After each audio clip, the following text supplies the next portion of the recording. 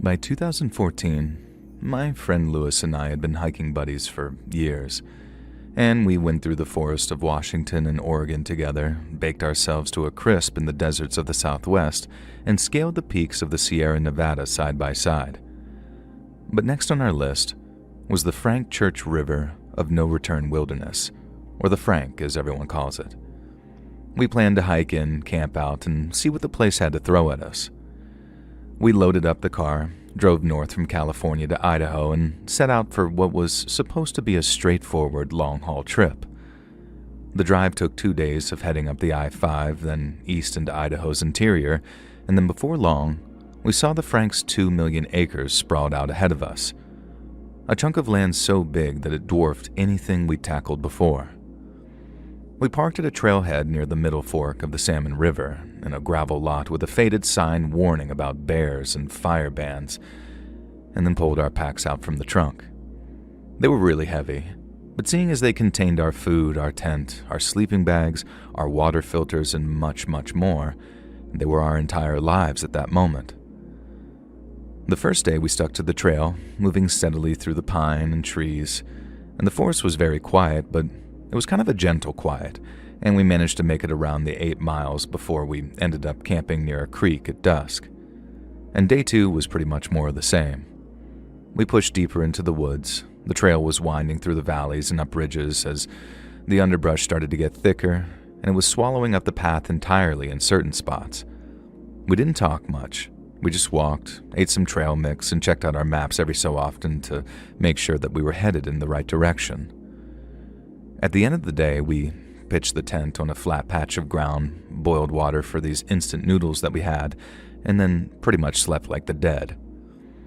18 miles in, the Frank felt like hours. We felt dialed in, and we were ready for more. On the third day, we started to feel a little restless, for want of a better word. Trails were fine for tourists, but we'd come for something real. So when Lewis suggested that we ditch the path and cut cross-country and see what most people missed, I didn't argue. We veered off the trail, and the change was almost instant. The woods turned very dense, with trunks wider than my shoulders and roots that started to sprawl out like veins under the dirt. Moss was pretty much draped on everything, starting to dull the light of the sun coming in, and carpeting the forest floor so thick that it was almost like sponge under our feet. We moved a little slower, avoiding rabbit holes and scrambling over fallen logs, and while it made for much rough going, it truly was worth it. The place felt completely untouched, like we traveled back in time by almost 1,000 years. Then at one point, Lewis suddenly stops and tilts his head to the side like he'd heard something. A second later, I caught it too. This low hum, steady and very out of place. It wasn't the wind or running water. It sounded artificial, almost mechanical. And me and Lewis didn't say anything to each other. We just obeyed our sort of mutual curiosity and followed that noise. The sound grew louder as we pushed forward, then after a few minutes, we broke through this thicket of saplings and saw it. A bunker, sunk into a low rise. A steel door was crooked in the frame, and its concrete shell appeared to be covered in scratched symbols, circles, zigzags, or lines that twisted into nothing really recognizable. And the hum came from inside, and once we were close enough, we could hear that it was some kind of heavy metal, all distorted and screaming vocals. It was then that I saw the door hung almost ajar, just an inch, but enough to allow the noise inside to spill out. Lewis and I stopped dead in our tracks just a few feet short of the bunker's door. The music was aggressive and violent, either death metal or some kind of hardcore, but it wasn't the kind of music that had us approaching with such caution. It was the thought of the people playing it inside. Lewis shot me this look. I mean, sure, there was a chance that it was just a bunch of metalheads throwing a party in some old abandoned metal bunker. But what if it wasn't just that, you know?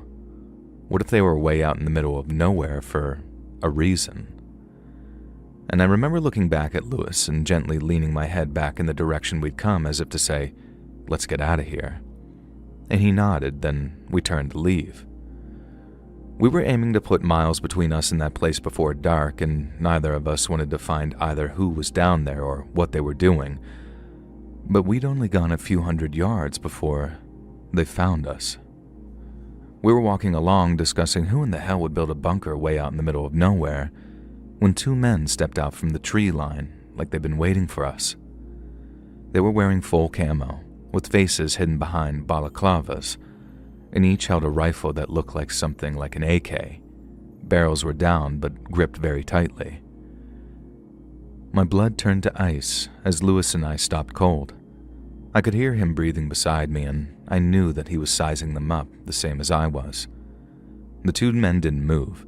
They just stood there for a second, eyes locked on us through those slits in their masks, with the hum from that bunker faintly audible through the trees behind us.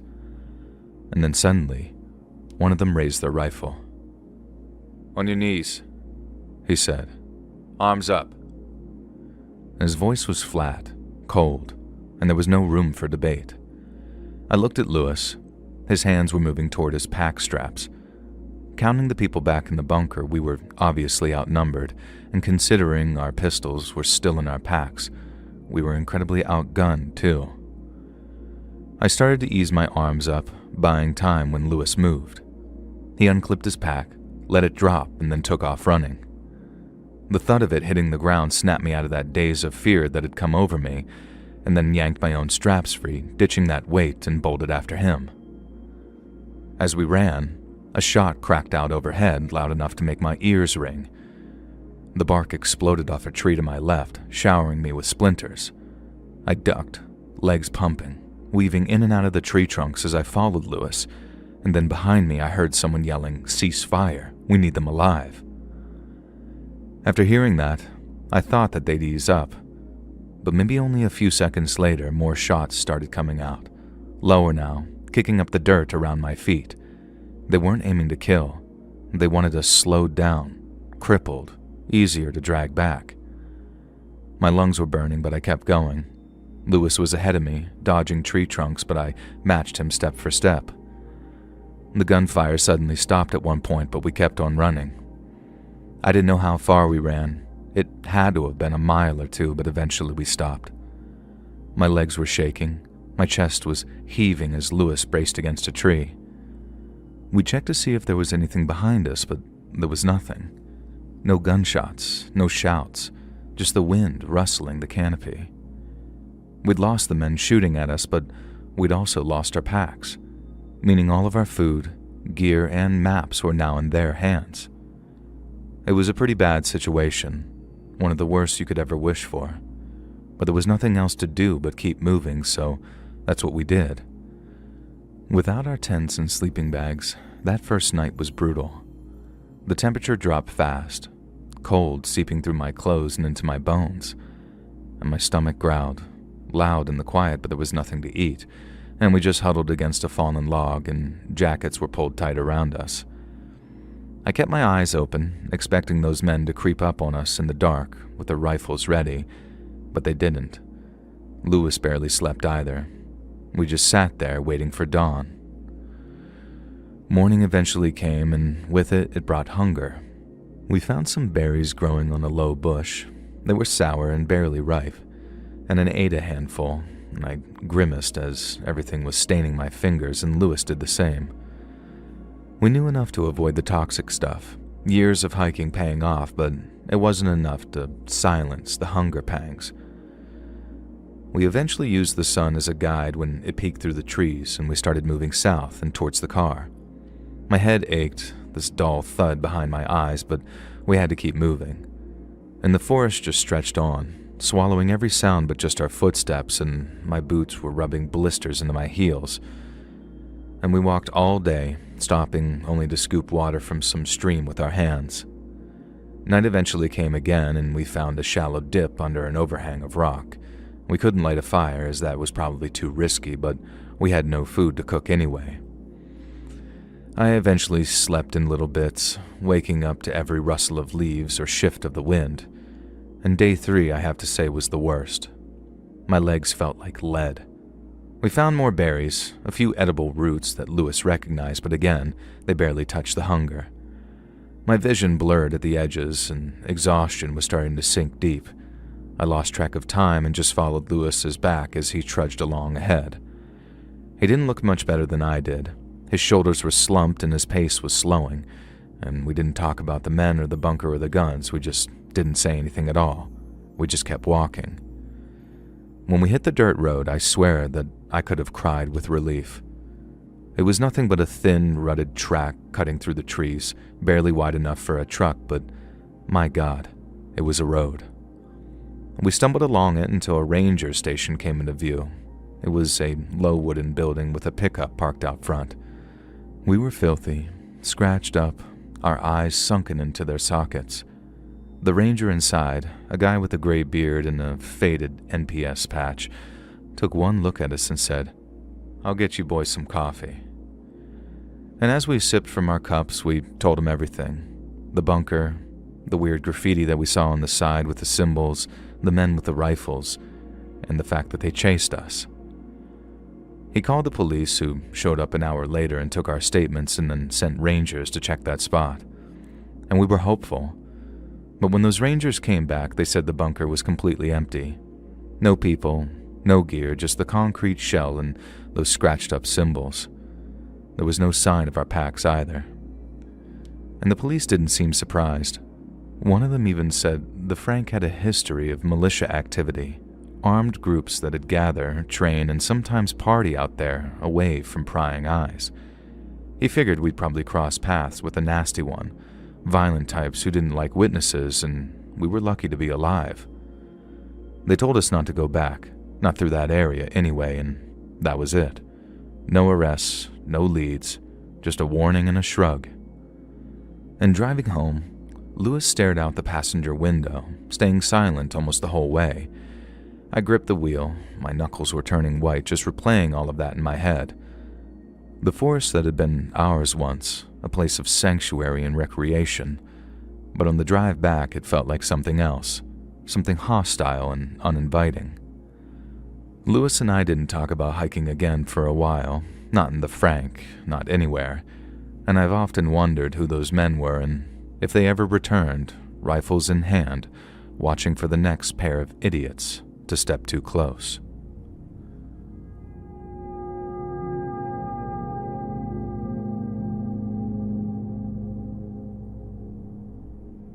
A long time ago now, my buddy Andre and I went hiking on the Lost Coast Trail.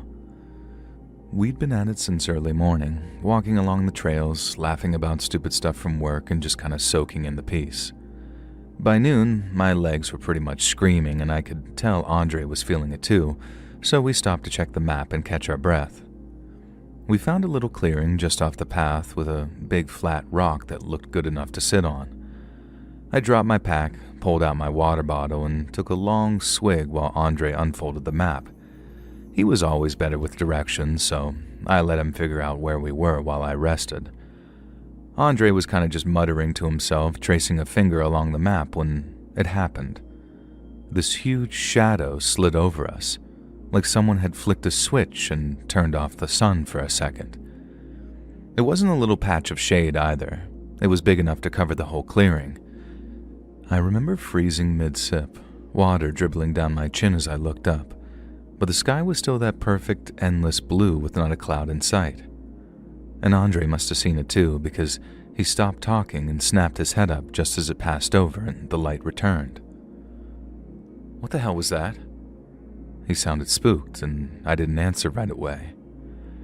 Instead, my eyes were darting around, scanning the treetops and the skies for anything that might explain the large shadow that passed over, but there was nothing. There were no planes up there, no birds, and this was way before drones, too. I didn't know of anything that could have made a shadow that big, let alone something that could move so fast and so quiet it was almost gliding. And then the breeze hit. It came out of nowhere, stiff and cold, rustling the trees around us and kicking up dust from the trail. It didn't feel like normal wind. It felt like it was chasing whatever had passed over us, like it was part of it somehow. I felt the hairs on my neck stand up, and Andre went pale. He lowered the map and spun around, looking in every direction. "You saw that, right?" I just nodded because What else was there to say, really? We stood there for a minute, maybe two, waiting for something to happen. And my heart was thumping at a mile a minute, and I could hear Andre breathing hard next to me. The woods had gone quiet. There were no birds, no bugs, just silence. It was like everything was holding its breath, the same as we were. I kept expecting to see something break through the trees or drop out of the sky, but there was just nothing. The sun was back, bright as ever, like it had never left. "We should go," I said, and Andre didn't argue. He grabbed the map off the ground and stuffed it into his pack, and we started moving.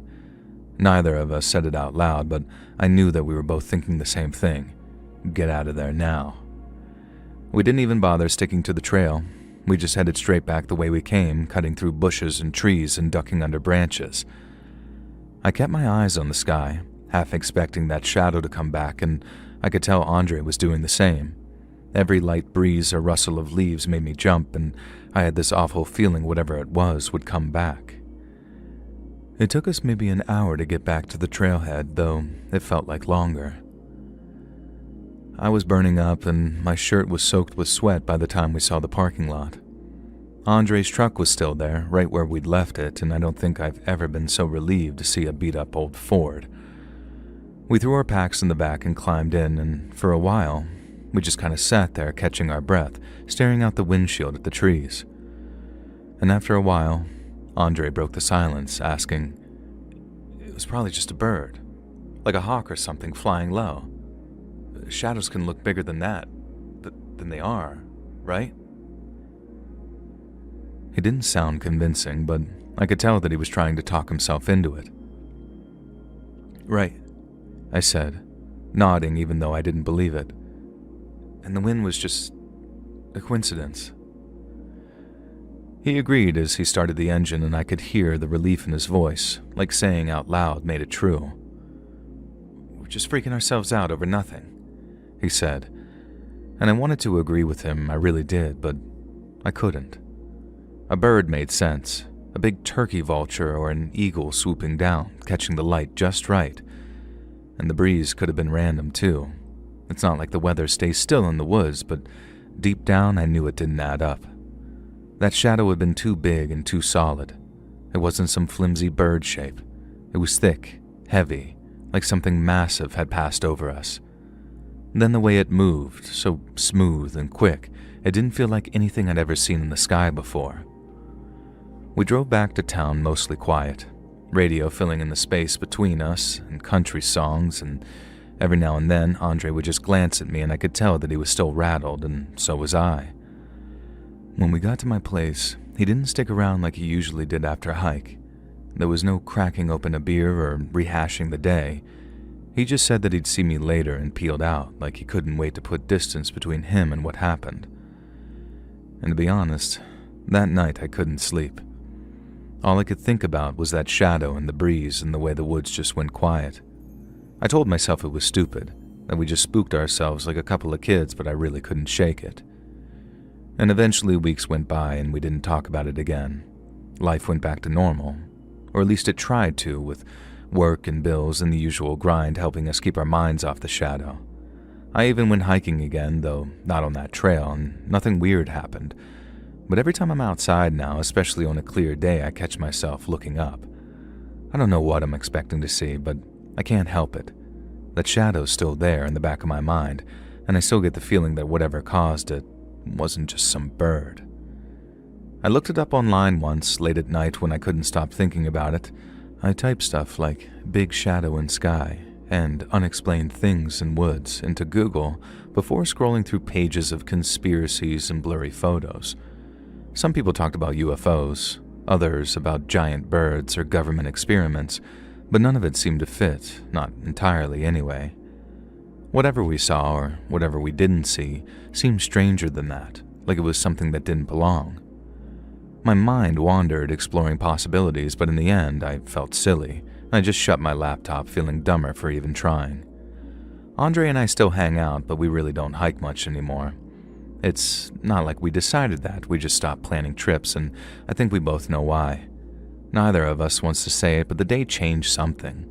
We can't really laugh it off, call it a fluke, but there's this sort of quiet thing between us now, a sort of shared secret that we don't touch. Sometimes I wonder if it's still out there, circling the woods, waiting for someone else to come across it. I'll never forget how small it made me feel, standing in that clearing watching the sky for something that never showed itself. I don't know if it's dangerous, or if it's just there, but I know deep in my gut that it isn't normal.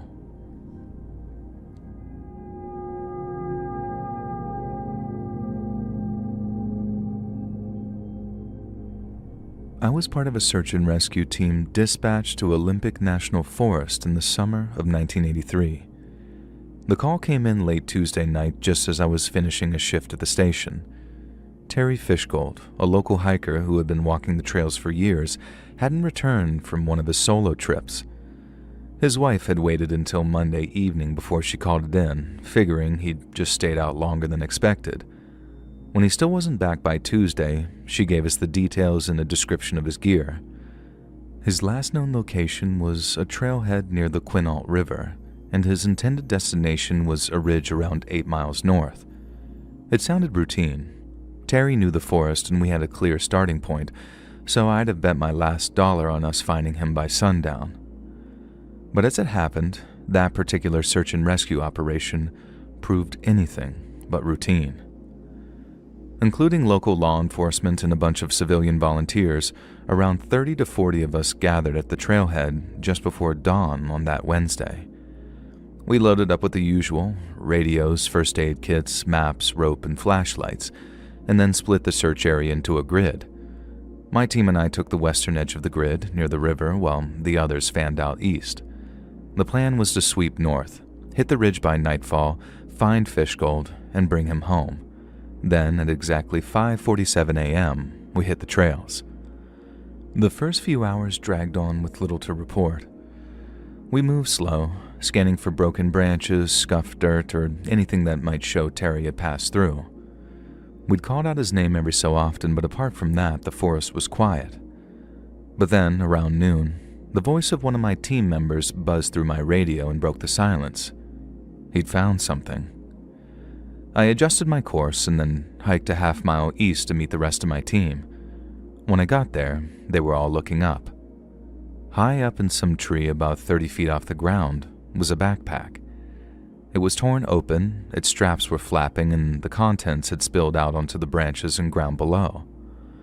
From its appearance alone, we knew it was Fishgold's, and it was just as his wife had described it: a green Keltie with a red patch stitched on the side.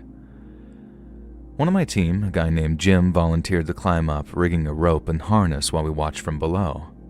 And the tree was thin, its branches were too slender to hold much weight, yet the pack was lodged up there, caught like it had been thrown with an impressive amount of force.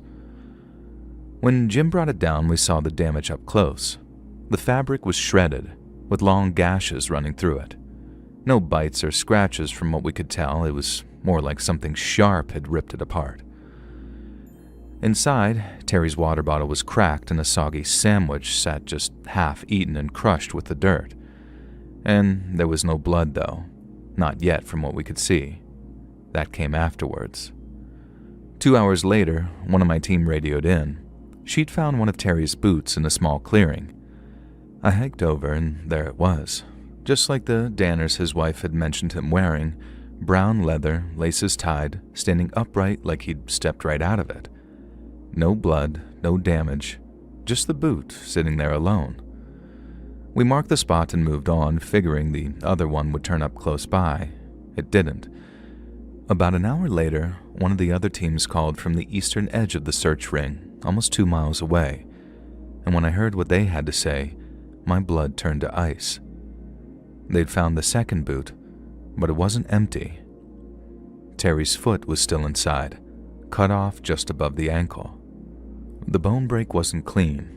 The skin was torn and a few flies were circling it. And the blood was still sticky too, meaning it hadn't been there very long. The other team said that they snapped a few photos for the report and then they bagged it and moved on, but after that, the forest started to feel heavier to me. We'd seen bad injuries before: falls, shootings, animal attacks, but this didn't fit. A bear might tear into someone, but it wouldn't leave a foot in a boot, severed clean and dropped miles from the other one. We widened the search after that, breaking the grid into tighter sections, and not long after, we noticed the blood. The first time I spotted some, it was on a tree. It was a small smear, no bigger than a coin, staining the bark at eye level. One of my team found another spot 10 feet away, higher up, like it had been flicked there. Then another pointed out more droplets splattered across a cedar's lower branches. We started marking them with flags, and it didn't take long to see the pattern, or rather the lack of one. The blood was everywhere, tiny specks of it spread across the forest in every direction. I'd taken a few steps and find another dot, and then another, like someone had taken a blood-soaked rag over entire sections of the woods. But late afternoon, we'd covered almost half the grid and found nothing. No body, no clothes, just the pack, the boots, and his blood. A few hours later, the sun was starting to set and a fog was rolling in. We stuck closer as a group, not really talking much at all. We just kept moving, marking blood spots and searching for our missing hiker. Night came fast and we set up a base camp near the ridge. The plan was to rest as much as possible and then pick up at dawn, but I couldn't sleep. The forest was too quiet. There really didn't seem to be any wind or animals, just this sort of eerie silence. Then, at around midnight, I heard a branch snapping. It was loud and sharp, maybe 100 yards out. I sat up, grabbed my flashlight, and swept that beam across the trees, but I didn't see anything move. I stayed put and things stayed quiet till I was relieved, but it was the same unnatural quiet, the kind that you'd never hear in the woods at night unless something's making everything else stay quiet. I got a few hours of sleep after a teammate took over the watch, but morning didn't bring me any relief. We packed up and pushed north, following that blood trail, and it kept going, smeared on trunks and dotted on branches, with some spots so high that I had to tilt my head all the way back to see them. I found one mark on a pine tree 10 feet up, with no limbs below it to climb. The blood looked fresh, like it had been put there while we slept, and I remember that sense of creeping apprehension growing as I marked it on the map. One of my team found a cluster of droplets on a rock, arranged in a rough half circle. Another spotted more on a fallen log, a thin line of blood streaking the moss. We stopped trying to make sense of it at that point. We just kept going, hoping to find Terry, or, by then, what was left of him. And by noon on the second day, we'd reached the outer edge of the search area. But on account of the pieces we'd found, the prospects of finding Fishgold alive were getting slimmer by the minute. We tried our best, covered all of the ground we'd set out to, but it was no good. We called off the search on the afternoon of the third day. Terry was obviously dead. No one could lose that much blood and still be walking around. We radioed it in, packed it up, and left the rest to local law enforcement. When we hit the trailhead, I looked back. The trees were just standing still, the fog was starting to roll in again, and officially, Terry wasn't anywhere in the grid. But my gut told me that wasn't all the way true. The official report listed this as an animal attack. The bear made sense for the torn pack and the severed foot, but I knew that it wasn't right. No bear could toss a pack 30 feet into a tree, onto branches too weak to hold its weight. No bear could spread blood across miles of forest, painting it on bark and rocks like some deliberate mark. I've seen bear kills. The torn flesh, the scattered bones, the mess of guts left behind. But this was different. The report got filed. Terry Fishgold was declared deceased and his body stayed unrecovered. It was one of 3 failed missions that we had in the 1980s. Most of us moved on after that and took desk jobs or left the field entirely, but I couldn't let it go. The pack in the tree stuck with me, and every so often my mind would wander off and I'd see the pack hanging there, shredded and out of reach. I'd think about that foot in that boot too, all raggedly severed like it had been torn off and dropped for us to find. I'd remember all that blood and how the branch snapped, sharp and close, and how I'd been almost certain that something was out there watching us. The team didn't talk about it much after. One of my search and rescue team members, Paul, stayed in touch the longest, and years later I asked him what he thought actually happened. He simply told me, "We didn't find him because he wasn't there to find." And I knew what he meant. I just didn't agree that he wasn't there. Whatever took Terry wasn't a bear, but it tore him apart piece by piece and marked the forest with what was left. I think he was still there too, or I know he was, because of how fresh the blood was on that second day. Another team member, Lisa, quit search and rescue a year after. She moved inland away from the trees and didn't leave a number. And Sarah disappeared too, not missing, just kinda gone, not forwarding an address. Our guy Jim stuck around much longer, and he got kinda quiet and he started to drink more, and I heard that he took a job with the Forest Service. Irony of ironies, really, though he never really talked about that mission. I don't blame him. We all carried it differently, but we carried it all nonetheless. I kept the map from that search. The blood marks are still on it, little X's in red ink stretching across the grid like a web. I don't look at it often, and when I do, it's not unusual for a shiver or two to run down my spine.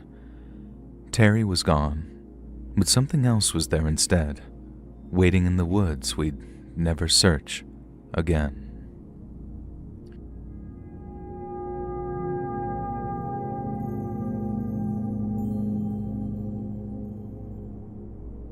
I used to be a forestry surveyor back in the 90s, working up in Van Tut National Park in Yukon, Canada. On paper, the job was simple. Map the land, mark the trees, note the changes. But in practice, out there, it was anything but. The park stretched over 4,000 square kilometers, a sprawl of dense forest, jagged ridges, and boggy lowlands that could swallow a man whole. I'd been at it for years, comfortable with the solitude and the long days of nothing but myself in the forest. In late August of 1993, I was deep in the interior, further than I'd ever gone before. My pack was heavy with gear, the nearest road was a 3-day hike, and the ranger station even further. I was completely and utterly alone, and that's how I liked it. The day started normal. I woke up at dawn, broke camp, and headed north through a thick stand of spruce, and I'd been following a drainage line, plotting its curve for the survey when the trees ahead started to look a little off. They weren't standing right. They were tilted, leaning outward like they'd been pushed by some powerful force. I stopped, adjusted my pack, and squinted through the branches. Beyond them was a clearing, a rough circle punched into the forest. I stepped closer, my boots were sinking in slightly into the earth, and that's when I saw it. Everything within that circle, the trees, the shrubs, the dirt itself, it was all bleached and ashy white. Not burned, not frosted, just sort of drained of color. The trees kind of stood there like skeletons, their bark peeling in dry, powdery flakes, and as I walked, the brittle ground crunched under my weight. I'd seen plenty in those woods.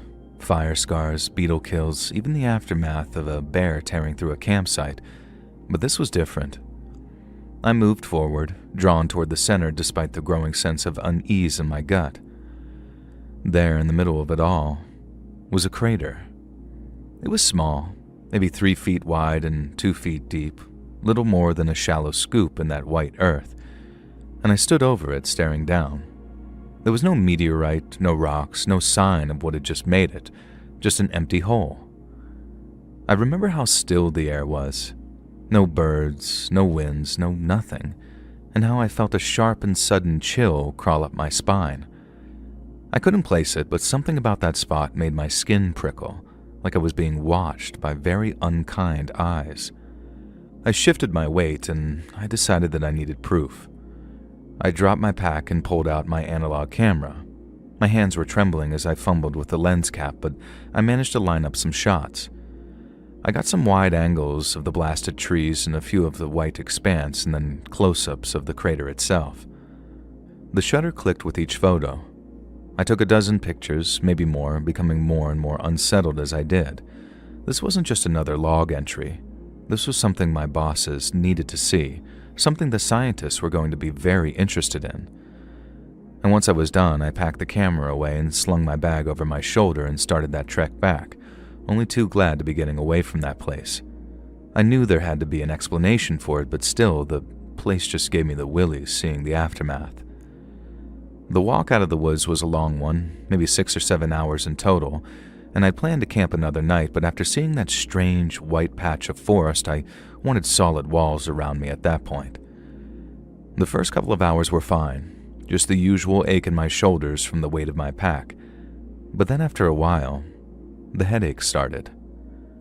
I figured it was the strain, maybe dehydration, so I stopped and drank pretty deep from my canteen, but it didn't help. My stomach started twisting into knots, a kind of dull pang that got sharper with every step, and by the time I hit the last ridge before the ranger station, I was sweating like a pig. With the station in sight, I stopped and leaned against a tree to catch my breath, but then just as it felt like my head was clearing, I threw up. I vomited. It hit me fast, a hot rush that left me gasping.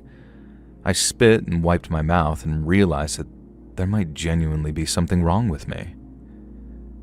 I stumbled through the door of the station just a few minutes later. The ranger on duty, a guy named Pete, looked up from his logbook and just froze. I must have been a sight. Pale, sweaty, and swaying back and forth, probably a little puke still on my shirt, and he grabbed the radio before I could even say anything and then barked something about a medical pickup. I didn't hear the rest. My legs gave out and I hit the ground and I puked again. Pete rushed over as my vision started to blur and I felt hands on me and then just nothing. I woke up in an ambulance. My head pounded. My skin was thick with sweat and an oxygen mask covered my mouth and nose. The paramedics were there and their voices were very professional as they asked their questions like where I'd been, what I'd eaten, or if anything had bitten me.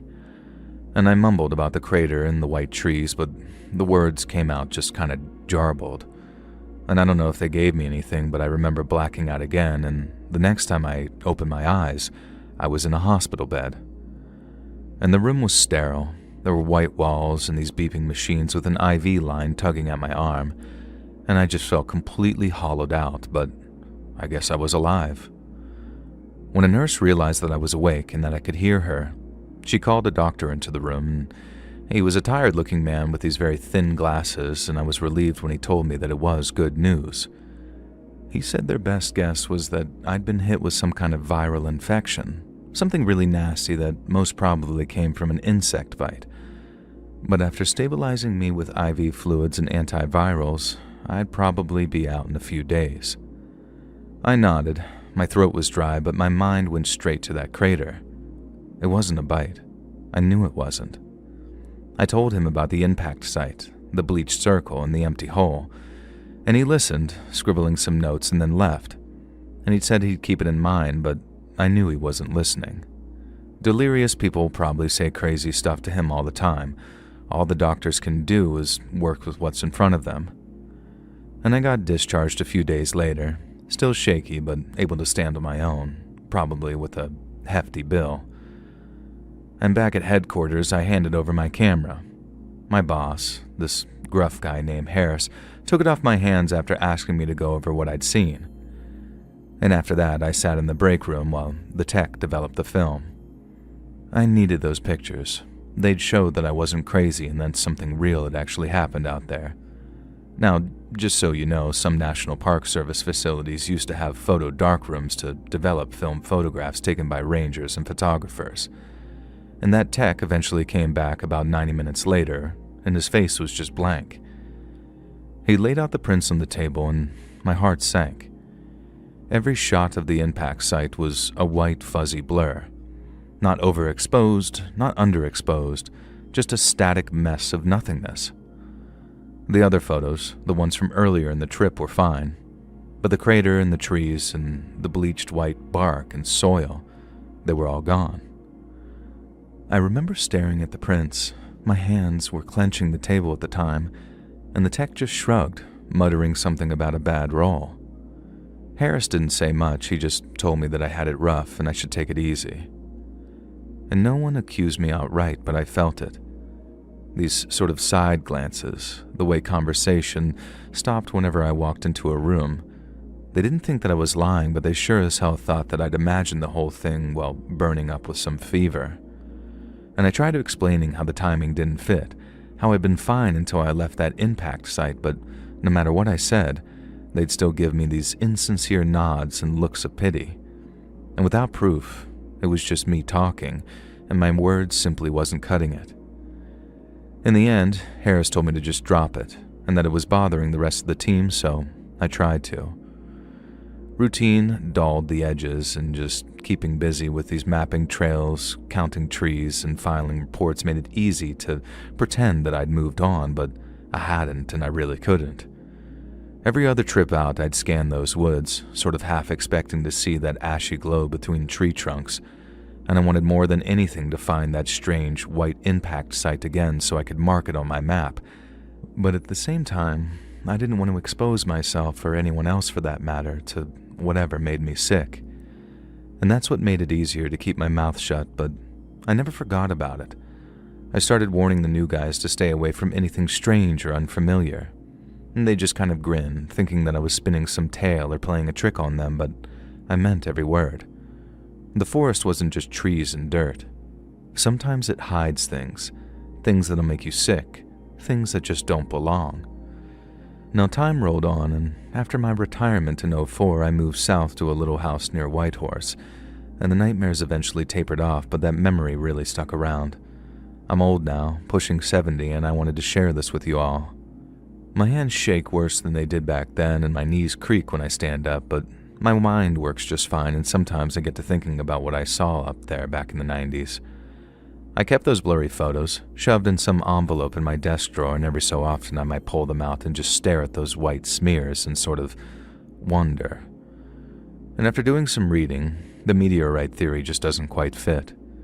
There was no debris, no heat scars, and if I had been exposed to radiation or some kind of chemical, then the doctors would have found it in my system during one of their tests, I assume. And I guess I can't rule it out entirely, but I'm not a believer in anything celestial or intergalactic, and most likely there's a total rational explanation for what I saw and what happened to me afterwards. I just can't for the life of me figure out what that is. I'd like to know, don't get me wrong, but at the same time, in my old age, I guess it doesn't matter. Because whatever it is, if I ever see it again, I'm walking straight the other way.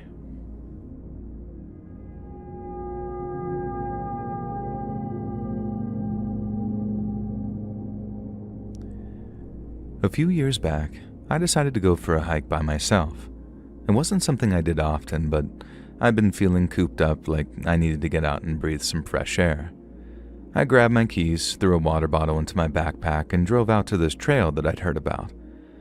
It was an hour or so from my house, tucked away in some woods that I'd never explored before. And the drive was quiet, just me, the hum of my engine, and the trees blurring past the windows. I parked my car in a little gravel lot near the trailhead, locked it up, and started walking. But that's where things get a little fuzzy. The next clear memory that I have is me driving back home, hands on the wheel and the sun dipping low like hours had just slipped by. But everything between? Gone. There was a black spot in my head, like someone snipped out a chunk of film and stitched the ends back together. I tried to piece everything back together that night, sitting on my couch with a beer that I barely touched. I could picture myself pulling into that lot, the gravel that was under my tires, the faded wooden sign marking the trail, and I could even see myself stepping into the woods and hiking steadily along the trail. There's this one fleeting image that keeps popping up. Me walking through those woods, everything calm, but that's pretty much it. Everything else is just a blank wall in my mind before I'm back in my car, driving home like nothing happened. It creeped me out very badly, and I kept asking myself what the hell could have happened, but I couldn't think of anything. The next day I called in sick to work. My head was feeling pretty heavy and I couldn't focus. And I kept staring at my hiking boots by the door. They seemed to be caked in mud, little pine needles sticking in the laces, and all the proof that I'd been out there, I guess. But I couldn't remember stepping in that mud or brushing against those trees. I started wondering if I'd hit my head or something, so I went to the doctor. He poked at me and asked some questions. He checked my eyes and my reflexes, all that kind of stuff. And he said I seemed fine, that there were no signs of a concussion or anything weird. And he told me to come back right away if it happened again and got another one of those memory gaps. I said I would, but driving home from that appointment, I felt this in the pit of my stomach. He said I was fine, but I didn't feel right. That evening, I remember sitting on the couch in front of the TV, but I wasn't really watching. I was just thinking, sort of like waiting for something to click.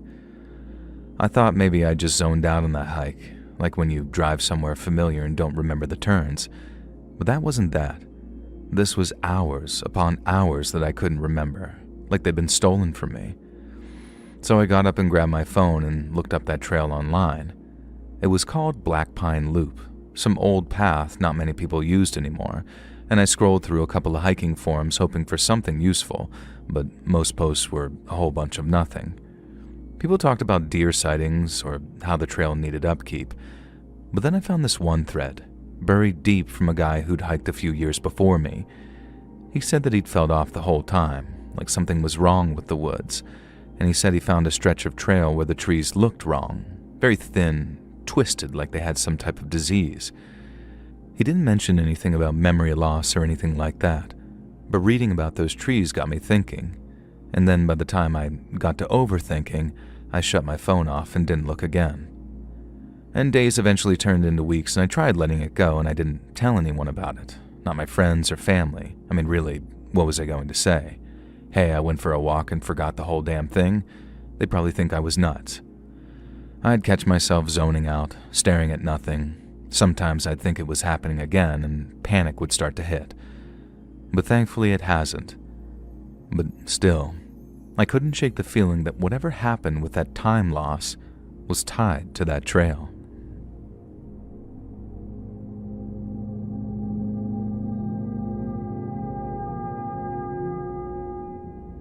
When I was a kid, my family loved the outdoors. My dad was in the Air Force, stationed at Hill Air Force Base in Utah, so we often went to Farmington Canyon, especially in the fall when the trees turned bright red and gold. The drive took about an hour, but the dirt road was scary. It hugged tight against rock walls on one side with a steep drop on the other. Sometimes, cars had to creep past each other, inches from the cliff, and I'd look out my window and see tiny trees far below, and I remember kind of just shuddering. One trip stands out back in the 90s. I was thrilled because we were camping in a tent, a rare treat for me. My dad's bad back usually meant day trips or cabins, but this time we borrowed an old 70s tent from a garage sale. Me, my parents, and my siblings, and our 2 dogs piled into the car. We reached the campsite by a creek in the late afternoon and then set up the tent, laughing as the dogs just chased each other. We built a fire, ate some hot dogs, and then when it got dark, we doused the fire and crawled into our sleeping bags. I fell asleep to the sound of the creek, but sometime later I woke up. One of our dogs was growling low, his fur bristling, and at first I thought it was just a rabbit because earlier we'd seen a few hopping around. Then I heard it. Crunch, crunch, the sound of footsteps on the forest outside. My whole body froze, stiff as a board. Someone was out there, moving around our camp. I was so scared I could barely breathe. The footsteps got closer and I heard them circle the tent slowly. The dog's growling got louder, but I stayed still, too scared to move, and I could tell the person was poking around, maybe checking our stuff. They even tugged at the car door, but it was locked. Was it a camper from another site? Someone lost, or something worse, someone who wanted to hurt us? I heard them crunching again, louder right by the tent, and I squeezed my eyes shut, praying that they'd go away. The dog growled sharper, and suddenly, the footsteps stopped. They then started again faster and moving away. I laid there, my heart was pounding until I couldn't hear them anymore. I don't know how long I stayed frozen, but eventually I heard my dad's whisper. He'd been awake the whole time listening too, and he didn't say it, but I could tell he was scared. He waited a bit, shook my mom and siblings awake, and then announced that we were leaving. We packed up fast. No one talked much, just stuffed sleeping bags and tore down the tent by flashlight, and the dogs stayed close, but they were still on edge. It was around 1 a.m. when we piled into that car. The canyon road was darker than ever, and as we drove, I kept looking out the window, half expecting to see someone in the shadows. My dad mentioned seeing cars full of college kids heading up earlier, and he said maybe it was one of them, but he didn't sound too sure. We got home safe, but I didn't sleep that night. None of us did. Was it someone who was lost, looking for help? A thief checking campsites, or someone who lived in the woods, watching us from the dark? I'll never know. But even now, years later, when I hear the crunching of footsteps on the forest floor, my heart skips a beat.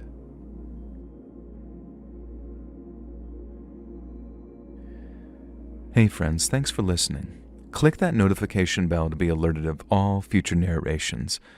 I release new videos every Monday and Thursday at 9 p.m. Eastern Time, and there are super fun live streams on Sundays and Wednesday nights.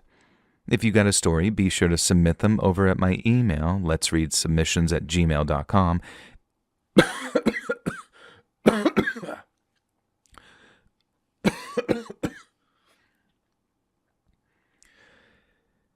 And maybe even hear your story featured on the next video.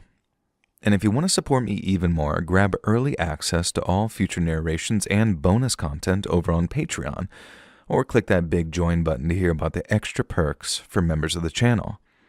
And check out the Let's Read podcast, where you can hear all of these stories in big compilations located anywhere you listen to podcasts. Links in the description below. Thanks so much, friends.